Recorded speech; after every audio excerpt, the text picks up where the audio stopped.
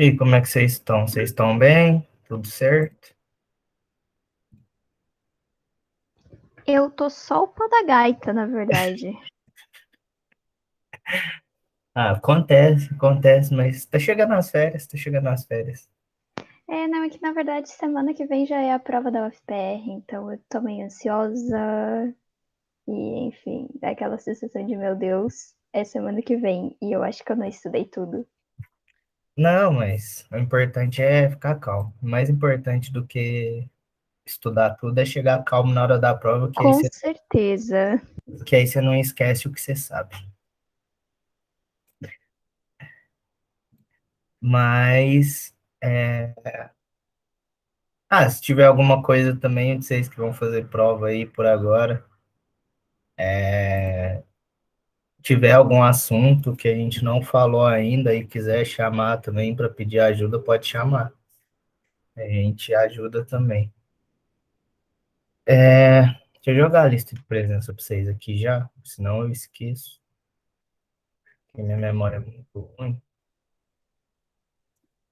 E hoje a gente vai falar de quadriláteros,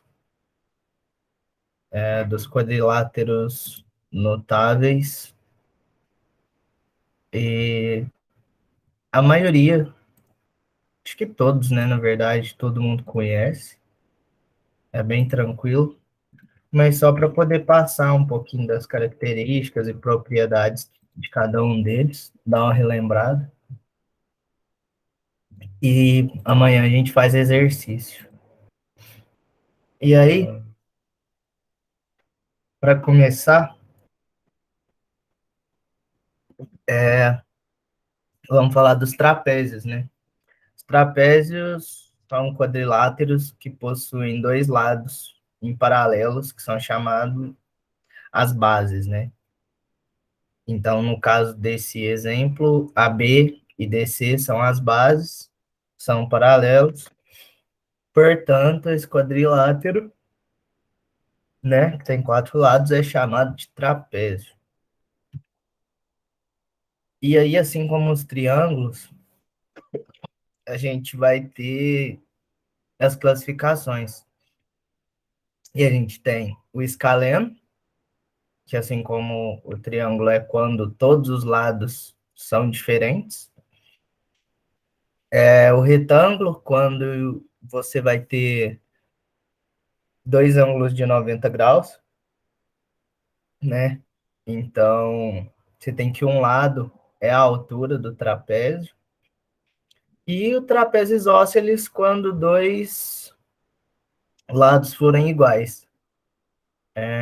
Bem similar aos triângulos, e a classificação vai ajudar a gente um pouquinho na hora de poder lembrar as propriedades, o que, que a gente pode deduzir da imagem e tudo. E aí, os trapézios, eles têm algumas propriedades, né? A primeira é que os ângulos do mesmo lado, né? Aqui no caso, eles o A com D, o B com C, eles somam 180 graus, eles são suplementares. Né? Demonstração disso vem de triângulos, desses triângulos que estão internos aí nos trapézios, mas é importante saber que de cada lado a gente vai ter 180 graus na soma dos triângulos. Partindo disso aí também, né, a gente sabe que as bissetrizes dos ângulos A e D e B e C vão ser perpendiculares. Como que a gente pode afirmar isso? Né? Se a gente tem que a soma dos dois ângulos é de 180 graus, a gente, se a gente pegar as duas bissetrizes que estão dividindo esses dois ângulos na metade, a gente tem que chegar a 90 graus. A gente precisa ter que o ângulo entre elas é de 90 graus, porque a soma dos dois é 180. Então, essa segunda propriedade decorre da primeira. Em um trapézio isósceles, né, aquele dos dois lados iguais, os ângulos da base e as diagonais são congruentes. Faz um pouco de sentido, né? Porque se os lados são iguais, a gente vai ter que percorrer a mesma distância de uma base até a outra. O ângulo tem que ser igual, porque senão você não fecha não fecha o trapézio. Então, em trapézios isósceles, os ângulos da base e as diagonais são congruentes. E a base média do trapézio, né, que aqui, por exemplo, é representada por MN, né, vale a média aritmética das bases e é paralela às duas bases, né, porque não faria sentido ela não ser paralela, porque senão ficaria desproporcional em algum dos lados. E aí, se a gente for relembrar lá dos teoremas da parte de segmentos de retas, como, né, a gente tem que a base média é metade, é a média das duas bases, né? E a gente viu que os segmentos em quais são divididos as retas, o tamanho delas é proporcional ao, ao tamanho da reta que divide, a gente vai ter que AM vai ser igual a MD e BN vai ser igual a NC, ou seja, né, a base média vai ligar os dois pontos médios dos dois lados que não são as bases, certo? E aí a gente vem para o paralelogramo. O paralelogramo é um quadrilátero convexo, né, que possui os lados opostos paralelos. Então, o trapézio, ele precisa ter só as duas bases paralelas, né? Que no caso, o AB e o DC. Mas, se caso esse lado e esse lado forem paralelos, ele se torna um paralelogramo, né? Então, o paralelogramo é um caso específico de trapézio, por isso, todas as propriedades do trapézio valem para o paralelogramo, mas somadas a algumas outras. Por exemplo, os lados opostos vão ser iguais, né? Se eles são paralelos e vão percorrer a mesma distância, eles têm que ser iguais. Os ângulos opostos de um paralelogramo são congruentes também, né? Assim como no caso do trapézio. E as diagonais de um paralelogramo se cruzam no ponto médio. Aqui, por exemplo, essa diagonal com essa diagonal, a gente pode ter certeza que aqui é o ponto médio do, do paralelogramo. E, sendo assim, caso seja necessário, a gente tem a localização, por exemplo, que seria o centro de massa, o centro da figura, certo? Seguindo, a gente tem o retângulo. E o retângulo assim, e o retângulo, ele é um paralelogramo, então ele também é um trapézio, porém, ele é um paralelogramo que possui todos os ângulos iguais, e no caso iguais a 90 graus, né? Porque a soma dos ângulos internos tem que ser 360 graus. Então, seguindo, ele mantém as propriedades já faladas, mas deixei aqui anotado para a gente lembrar que os lados opostos são congruentes, porque ele é um paralelogramo. As diagonais se cruzam no ponto médio, porque ele é um paralelogramo. E as diagonais são iguais, são congruentes, né? Por quê? Porque todos os lados têm a mesma medida, todos os ângulos têm as mesmas medidas também. Então, nada mais justo, né, que as diagonais sejam iguais,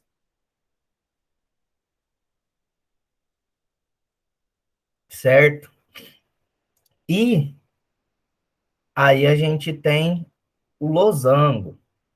O losango também é um paralelogramo, só que o losango é um paralelogramo que possui todos os lados iguais, enquanto o, o retângulo tem os ângulos iguais, o losango tem os lados iguais, né? E ele mantém as propriedades também do, dos paralelogramos, né? Inclusive aqui a gente pode ver, ó, que, por exemplo, as diagonais, né, as bissetrizes, vão formar aqui ângulos de 90 graus também, assim como foi falado lá no começo. Mas a diferença é que, para ser um losango, ele precisa ter todos os lados iguais. Então, as propriedades dos losangos, né? Os ângulos opostos são iguais, porque o losango é um paralelogramo, né? Então, aqui no caso, por exemplo, a gente pode ver que na representação, B e D são iguais, e A e C são iguais também. As diagonais se cruzam no ponto médio, pois é um paralelogramo. Então, aqui a gente pode ter certeza que é o ponto médio da figura, porque ele é um tipo específico de paralelogramo, então ele mantém as propriedades do paralelogramo. As diagonais são bissetrizes e elas são perpendiculares. Então, assim como os lados são todos iguais, né? As diagonais vão cortar os ângulos na metade, né? Igual está sendo mostrado aqui na figura. E assim como lá atrás, né? Foi falado da propriedade do trapézio, tudo. Ele também vai ter que as diagonais formam 90 graus, porque os ângulos as bissetrizes formam 90 graus, né? Que no caso coincidem com as diagonais, mas eles formam 90 graus por aquela questão de A e D, B e C somarem 180 graus. Então, essas propriedades se mantêm. E seguindo, né, para poder falar último do último quadrilátero notável, que, por sinal, é o mais famoso, né? A gente tem que o quadrado, né? Ele é um quadrilátero que ele é retângulo e losango ao mesmo tempo, né? Então, quando o quadrilátero tem todos os ângulos iguais e todos os lados iguais, ele é um quadrado. E ter todos os ângulos iguais é uma característica do retângulo, ter todos os lados iguais é uma característica do losango. Então, por isso, a gente fala que o quadrado é um quadrilátero que é retângulo e losango ao mesmo tempo. Também são mantidas as propriedades desses dois casos, né? Porque ele não deixa de ser um retângulo, ele não deixa de ser um losango, né? Então, as propriedades que a gente tem em um quadrado são: todos os lados são iguais, porque ele é um losango. Todos os ângulos são iguais, porque ele é um retângulo. As diagonais vão ser bissetrizes, porque ele é um losango, né? As diagonais se cruzam no ponto médio, porque ele é um paralelogramo, e as diagonais são perpendiculares, porque ele é um losango. Então, a gente pode ver que todos os quadriláteros notáveis partem de um mesmo início, né? E vão, cada um vai acrescentando características específicas, casos específicos que fazem com que ele tenha novas propriedades, né? Propriedades específicas dele, e, portanto, seja interessante dar um nome para eles, colocar um nome para poder se referir a eles. Ficou alguma... Alguém tem alguma dúvida? Deu para entender?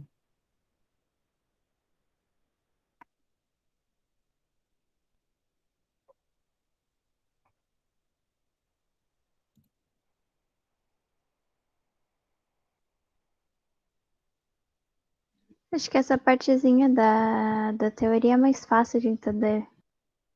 Sim, sim. E aí, né, é mais tranquilo e a gente precisa guardar as propriedades, porque quando chegarem os exercícios, o exercício não vai escrever para a gente, né, que a diagonal de um losango vai se cruzar no ponto médio, que as diagonais são perpendiculares, né? Então a gente vai ter que lembrar e porque isso é conhecimento que a gente precisa saber e a gente precisa ter esse pulo do gato para poder resolver o exercício. Obrigado, Vitória. A lista é essa aí, Larissa. E então, essa aula de um horário é bem curtinha, né? E vocês estão cansados também, eu sei. Vamos só, para terminar, aqui pegar uma recapitulação dos quadriláteros, né?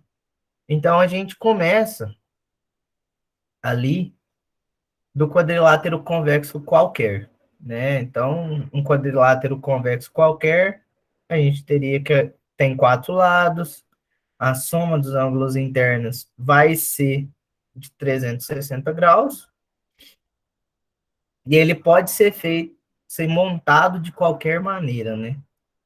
Quando esse quadrilátero convexo tem dois lados paralelos, né, que são as duas bases, a gente vai chamar ele de trapézio.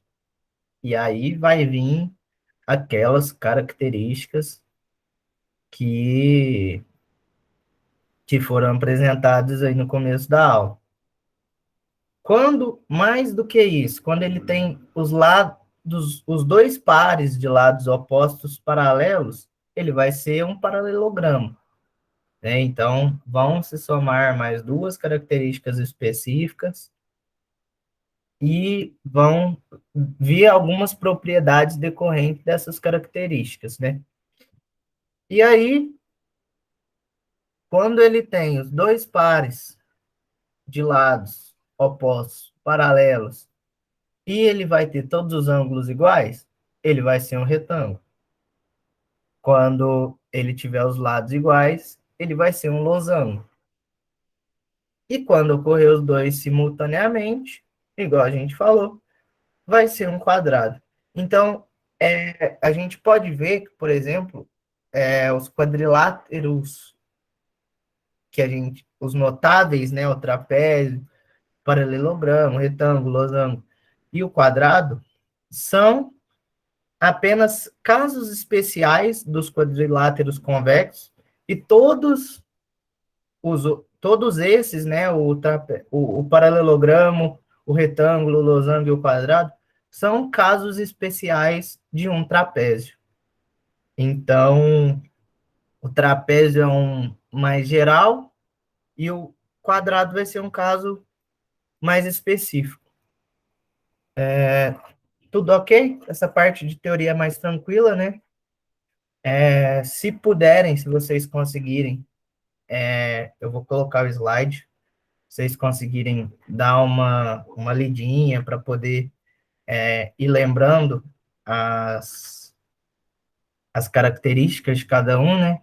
Amanhã a gente vai fazer os exercícios para poder fixar e para poder ver como que isso aparece nos vestibulares, né? Porque não aparece na teoria, assim, perguntando, se tiver isso é o quê?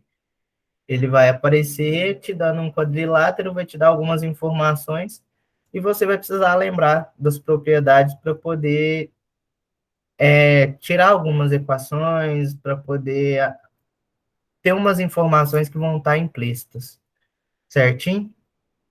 Então, por hoje era só isso, né? Amanhã eu venho com os exercícios para a gente poder trabalhar e relembrar.